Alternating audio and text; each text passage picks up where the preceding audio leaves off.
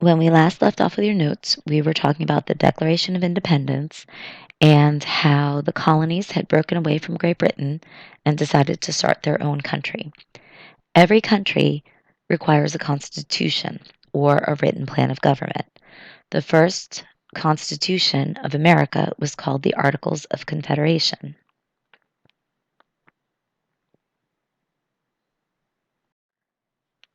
In 1777, the Continental Congress got together in Philadelphia to draw up a constitution. This constitution, or the Articles of Confederation, was ratified in 1781. The Articles of Confederation made it so that the states all had equal powers.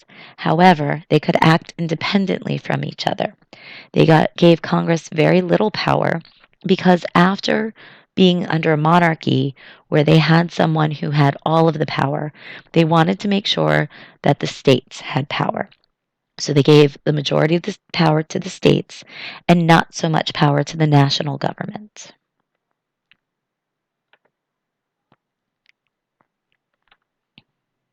The Articles of Confederation worked well during the Revolutionary War. The reason they worked was because everybody had a common goal to beat Great Britain, so they all worked together.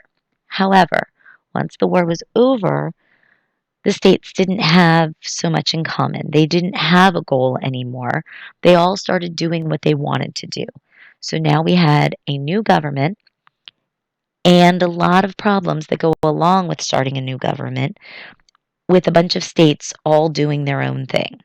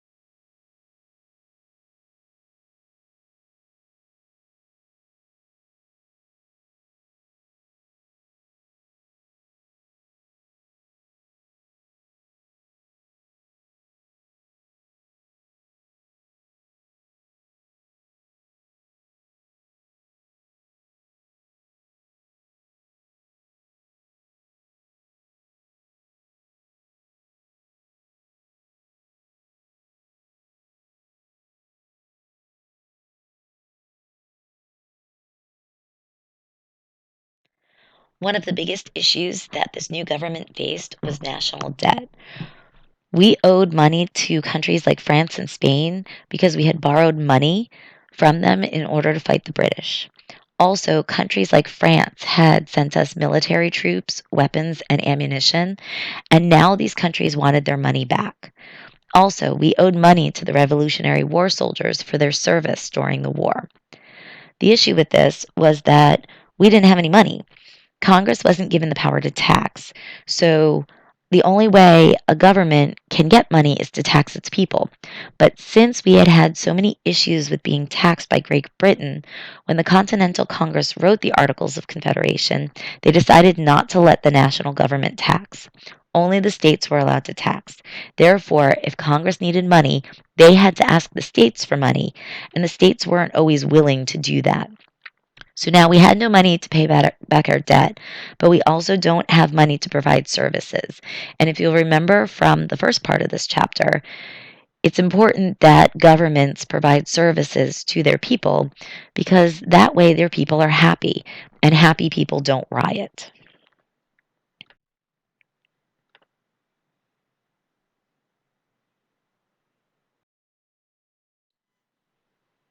No.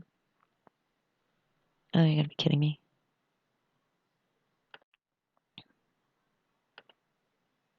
No, I didn't want that. Go back.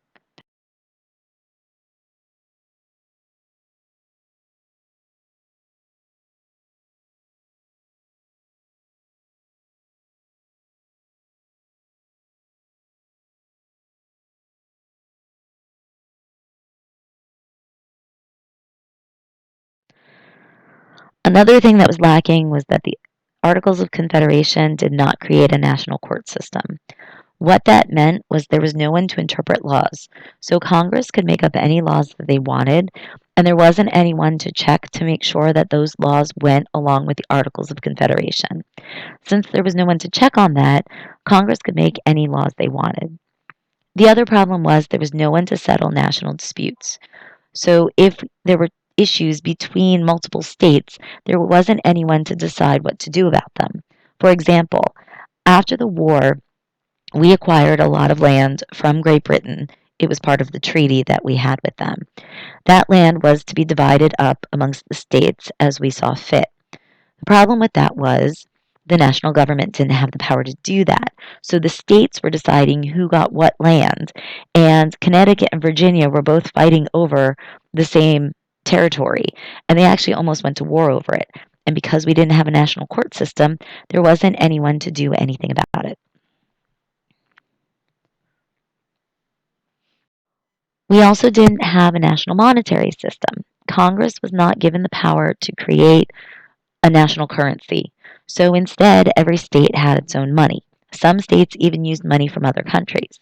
What that meant was anytime you went from one state to another, you either had to exchange your money for that state's money, or you had to hope that they would accept the money you had from your state. Think about it. We live very close to Pennsylvania. So if you were going to spend the day over in Pennsylvania and spend money, you would have to worry about exchanging your money for Pennsylvania money, or you would have to hope that they would take your New Jersey money. It made things very complicated and confusing.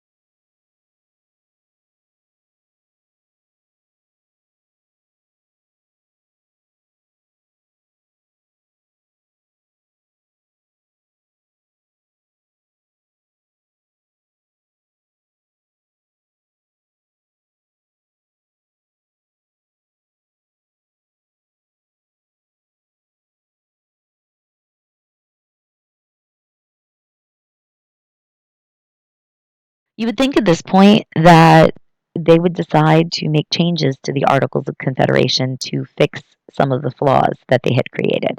However, in order to change the Articles of Confederation, they needed all 13 states to agree. This was close to impossible. So at this point, we had 13 states fighting over boundaries, fighting over trade, and acting like 13 separate countries as opposed to one united nation.